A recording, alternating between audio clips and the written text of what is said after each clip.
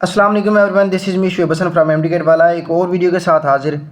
आपकी डिमांड्स पर ये दूसरी वीडियो बनाई जा रही है। जैसा कि प्रीवियस वीडियो के अंदर हमने यूएचएस एमडीकेट 2023 का पेपर का एनालिसिस किया था और एनालिसिस करने के बाद आपको हमने सब्जेक्ट वाइज आपको बताया उसकी एनालिसिस।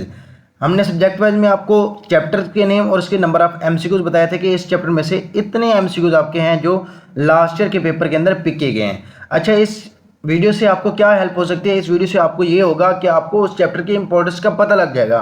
इंपॉर्टेंस का जैसे ही पता लगेगा आप उस चैप्टर को उतनी ही इंपॉर्टेंस ज़्यादा देंगे और अपनी प्रैक्टिस जो है ना मैक्सिमम से मैक्सिमम कर सकेंगे।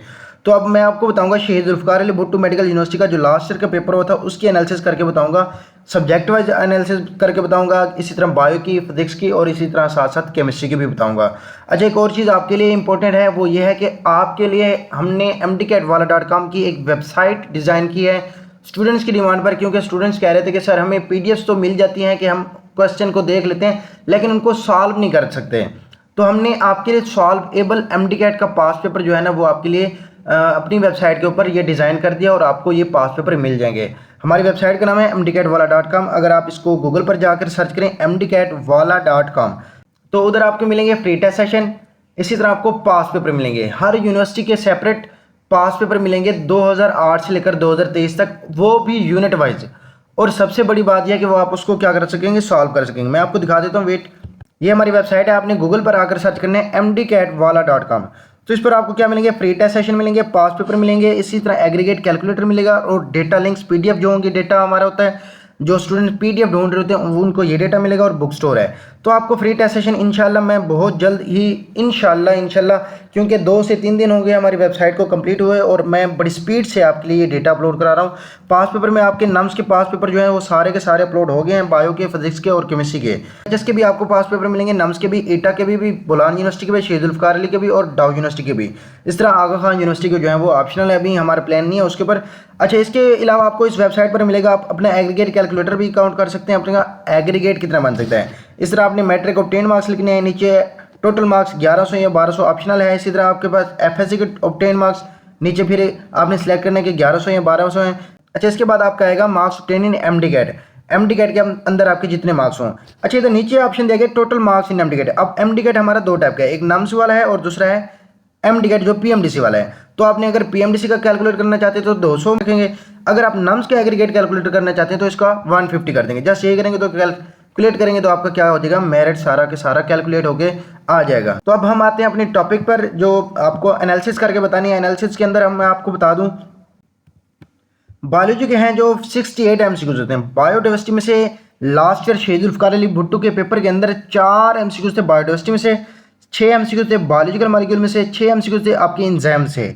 इस तरह रिप्रोडक्शन में से आपके 5 एमसीक्यूज थे, नर्वस एंड केमिकल कोऑर्डिनेशन में से आपके 5 थे, वेरिएशन एंड जेनेटिक्स में 7 थे, प्रोकैरियोट्स में 6 थे, life process in animals and plants इसमें आपका ट्रांसपोर्ट हो गया, ट्रांसपोर्टेड प्लांट्स इन एनिमल्स हो गया, न्यूट्रिशन हो गया, गैसेस की चेंज हो गया और इस तरह डाइजेशन हो गया, सारा कुछ जो है इसमें से आपके कितने एमसीक्यूज थे, 7 पिक थे। और सेल स्ट्रक्चर एंड फंक्शन में से आपके 7 एमसीक्यूज पिक किए गए थे लास्ट ईयर में। एवोल्यूशन में से आपके 4 एमसीक्यूज, स्पोर्ट एंड मूवमेंट में से आपके 5 एमसीक्यूज थे और बायो एनर्जेटिक्स में से आपके 4 एमसीक्यूज थे और एनीमिया में से आपके 2 एमसीक्यूज थे। ये थी सारी बायो की एनालिसिस। आपने इसको अपनी नोटबुक या अपने रजिस्टर जो आपकी जो बुकलेट है उसके ऊपर लिख लें, या अगर आप इसका स्क्रीनशॉट लेना चाहते हैं तो इसका स्क्रीनशॉट लेकर अपने पास सेव कर लें ताकि आपको उस चैप्टर की इंपॉर्टेंस का पता लग जाए। अब हम नेक्स्ट बढ़ते हैं फिजिक्स की तरफ।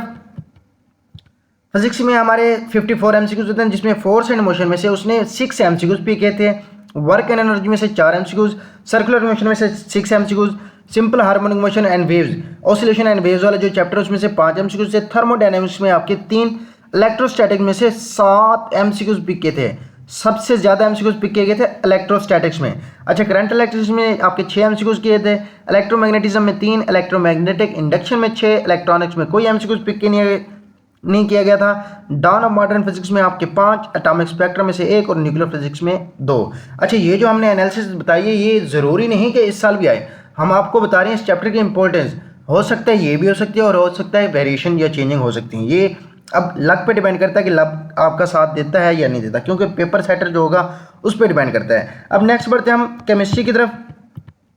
केमिस्ट्री के भी आपके 54 एमसीक्यूज होते हैं। फंडामेंटल कंसेप्ट में से 3 एमसीक्यूज, एटॉमिक स्ट्रक्चर में से 4, गैसेस में से 3, सॉलिड एंड लिक्विड में से 5, केमिकल इक्विलिब्रियम में से 3, थर्मोडायनेमिक्स में से 1, इलेक्ट्रोकेमिस्ट्री में से 3, केमिकल बॉन्डिंग में से 3, रिएक्शन कैनेटिक्स में से 2, S&P ब्लॉक एलिमेंट्स में से 3, ट्रांजिशन एलिमेंट्स में से 2, फंडामेंटल प्रिंसिपल्स में से 3, हाइड्रोकार्बन में से 5, अल्काइल हैलाइड में से 2 MCQs पिक किए थे, अल्कोहल्स एंड फिनोल में से 4, अल्डिहाइड्स एंड कीटोन में से 3 और कार्बोक्सिलिक एसिड में से 4 और मैक्रोमोलिक्यूल्स के अंदर उसने 1 MCQs आपका पिक किया था।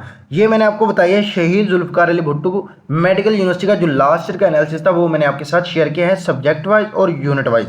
इंग्लिश और लॉजिकल रीजनिंग का पोर्शन है वो आपने खुद करना है, क्योंकि लॉजिकल रीजनिंग के आपके 6 टॉपिक्स हैं और इंग्लिश के आपके 7 टॉपिक्स हैं, तो उसमें से ढूंढना मुश्किल हो जाता है। तो उसमें स्पॉट द एरर भी आते हैं, फिल इन द ब्लैंक्स वाले भी आते हैं, पार्ट्स ऑफ स्पीच आप कर लें, नरेशन कर लें, एक्टिव वाइज पैसिव वाइज कर लें, सिनोनिम एंटोनिम्स कर लें। तो इंग्लिश का जो सब्जेक्ट है आपका वो आपने सारा खुद से तैयार करना है और एनालिसिस जो है ना इसके कम्प्लेक्स है, इसलिए मैं आपके साथ ज़्यादा शेयर नहीं कर रहा। अगर आपको वीडियो अच्छी लगे तो प्लीज़ इस चैनल को ज़रूर सब्सक्राइब कीजिएगा ताकि आपको हर वीडियो इस तरह की इंपॉर्टेंट जो है आपको मिलती रहे, और इसके साथ साथ अपने दोस्त के साथ ज़रूर शेयर करना। अगर आप किसी और बोर्ड किसी और प्रोविंस का चाहते हैं कि हम आपको एनालिसिस करके बताएं तो आपने नीचे कमेंट करके बता देना है कि सर हमारा प्रोविंस ये हमें इस प्रोविंस के जो है ना एनालिसिस करके बता दें, तो इंशाल्लाह नेक्स्ट वीडियो आपके लिए होगी। तो अपना ख्याल रखिए, अपनी तैयारी बेहतर कीजिए, अल्लाह की ज़ात आपका साथ दे, अल्लाह आपका हामी नासिर हो। अल्लाह हाफिज़।